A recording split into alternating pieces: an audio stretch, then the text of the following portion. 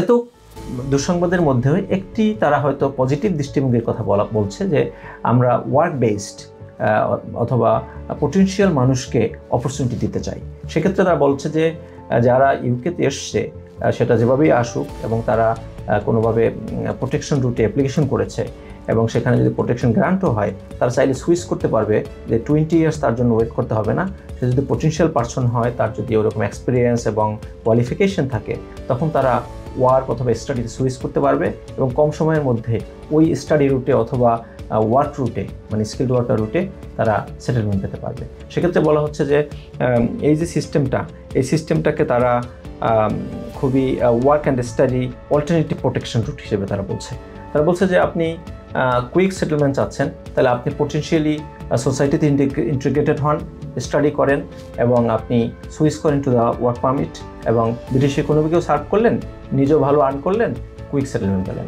তো এরকমের অনেকগুলো অপশনের মধ্যে মূলত তারা যে সিস্টেমটা করছে, এটা মূলত যাতে অ্যাসাইলাম সিকাররা অ্যাসাইলাম শপিং করতে গিয়ে শুধুমাত্র ইউকেকে বেছে না নেয় এবং যাতে ইউকের যে পাবলিক বার্ডেন, সেই বার্ডেনটা যাতে কম হয় পাবলিক ফান্ডের উপরে এবং ইউকের ওভারঅল সিস্টেমের উপরে, সেটাই তাদের টার্গেট। যাতে ইলিগাল এন্ট্রি কমে আসে এবং সারা পৃথিবী থেকে যারা এখানে আসবে ওয়ার্ক, স্টাডি অথবা অন্য কোনো ভিসায়, তারা যাতে জেনুইনলি এখানে আসে এবং জেনুইনলি তাদের পড়াশোনা করে এবং কাজ করে, শুধুমাত্র অ্যাসাইলাম শপিংয়ের জন্য মানুষ যাতে না আসে, সেজন্য এই উদ্যোগটা মূলত নেওয়া হয়েছে as per the policy paper. এবং এই পলিসি পেপারটি শিগগিরই স্টেটমেন্ট অফ চেঞ্জেস বা ইমিগ্রেশন রুলস আকারে আসবে এবং তখন থেকে ইমপ্লিমেন্ট শুরু হবে। এটা বাংলাদেশি কমিউনিটিতে যারা এখানে এসছেন তাদের উপর অত্যন্ত প্রভাব পড়বে। যেমন ধরেন স্টুডেন্ট ভিসায় অনেকে আসার পর দেখা যায় জেনুইনলি তার লাইফ রিস্ক আছে বাংলাদেশে, হয়তো পলিটিক্যাল রিজন অফ আদার রিজনে, তখন তারা কিন্তু অ্যাসাইলাম করলে তারা কিন্তু 2.5 বছরের রুটে গিয়ে 20 ইয়ার্স রুটে পড়বে।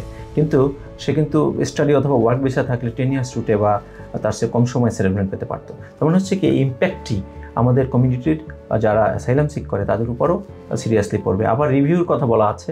এখন দেখা যাচ্ছে যে যখন রিভিউ করবে, হয়তো এক্সিস্টিং রিভিউ হতে পারে, যখন যেদিন থেকে ল হবে তখন থেকে রিভিউ হয়তো শুরু হবে। তখন রিভিউ শুরু হলে দেখা যাচ্ছে যখন পলিটিক্যাল চেঞ্জেস হচ্ছে, কান্ট্রি সিচুয়েশন চেঞ্জ হচ্ছে এবং অন্য ক্ষেত্রেও যে চেঞ্জেসগুলো হচ্ছে কান্ট্রি গাইডেন্স, তখন দেখা যাচ্ছে যে আপনি অনেকের রিমুভাল করে দেবে, হয়তো অ্যাসাইলাম গ্রান্ট উল্টো করে দিবে, তখন আপনাকে দেশে চলে যেতে হবে। তো এই যে বিষয়টি, এটা আমাদের বাংলাদেশি যারা কমিউনিটি, যারা স্টুডেন্ট হিসেবে এসছেন, যারা ওয়ার্ক পারমিটে এসছেন অথবা অন্যভাবে এসছেন, আশা করি অ্যাসাইলাম সিক করছেন, এক্সিস্টিং আছেন অথবা ফিউচার অ্যাপ্লিকেশন করবেন, সবার উপর ইম্প্যাক্ট পড়ার একটা আশঙ্কা রয়েছে।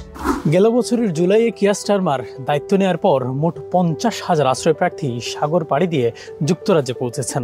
দেশটির স্বরাষ্ট্র মন্ত্রণালয়ের তথ্য বলছে, অনিয়মিত অভিবাসীর আগমন 27 ভাগ বেড়েছে। অবৈধ পথে আসা অভিবাসীদের 88 ভাগই চ্যানেল পাড়ি দিয়ে যুক্তরাজ্যে পৌঁছান।